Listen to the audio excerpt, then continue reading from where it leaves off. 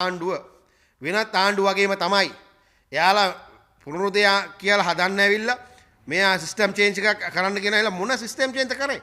දැන් ගන්න අර රංගල മന്ത്രിවරයාට ගත්ත තීන්දුව මොකක්ද ඒ කියලා නේ? අද රංගල മന്ത്രിවරයා බීමතින් හෝ නැතුව හෝ අනතුරක් කරලා තියෙනවා.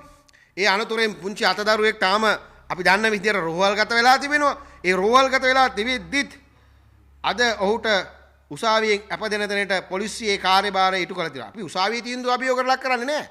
උසාවියේ නඩුකාරතුමා අහන්නේ පොලිසියෙන් තමයි සියලු කාරණා අහන්නේ. රෝගියෙක් ඉන්නවද? එයාට තුවාලද? එයාට අනතුරුද? මෙයා කවුද වැරදි කියන කාරණේ පිළිබඳව අහනවා විතරක් නෙමෙයි. ඒ අදාළ කාරණේ ඉටු කරපු උදවියට අපදෙනවට විරුද්ධව නැද්ද කියන කාරණේ අහනවා. හැබැයි අද අධිකරණයත් සමහර වෙලට නොමග යවලා මේ ආණ්ඩුව තමන්ගේ මේ හොර තක්කඩි බේබදු മന്ത്രിවරු ආරක්ෂා කරන කටයුතු කරනවාද කියලා අපට සැකයක් තිබෙනවා. මෙයාලා ආවේ ඒවටද? මෙයාලා ආවේ මොකටද? VIP වාහන නැහැ කිව්වා. VIP බෝඩ් නැහැ කිව්වා. හැබැයි රන්වල හිටපු කතානායකවරයා හොර උපාධි කතානායකවරයා එතනින්ම ආරම්භ කරපු මේ වැඩපිළිවෙල අද මහාපාරේ මිනිස්සු හප්පලා දරුවෝ හප්පලා අතදරුවෝ හප්පලා අද තමන්ගේ බලය තමන්ගේ තනතුර තමන්ගේ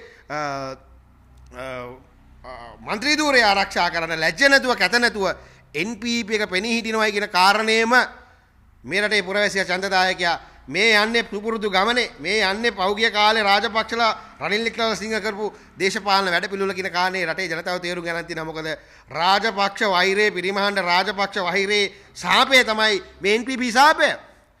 රටේ ජනතාව තේරුම් ගන්න. රටේ බහුතර ජනතාවට රාජසක්ෂ සාපය එලවා දැමීම වෙනුවෙන් නිර්මාණය කරපු NPP ආණ්ඩුව. ඒ NPP ආණ්ඩුව සාපය නම් ඒ NPP ආණ්ඩුව නිර්මාණය වෙන්න හේතු වුණේ රාජපක්ෂ සාපය නම් මේකේ වෙන්නේ රාජපක්ෂ සාපය. දැන් රාජපක්ෂලා ගොඩනගාවේ කවුද? රාජපක්ෂලා සුනාමි හොරු කිව්වා. රාජපක්ෂලා මේ රට බොංකලොත් කරයි කිව්වා. හැබැයි ඒ සුනාමි හොරු බලයට ගෙනාවේ කවුද?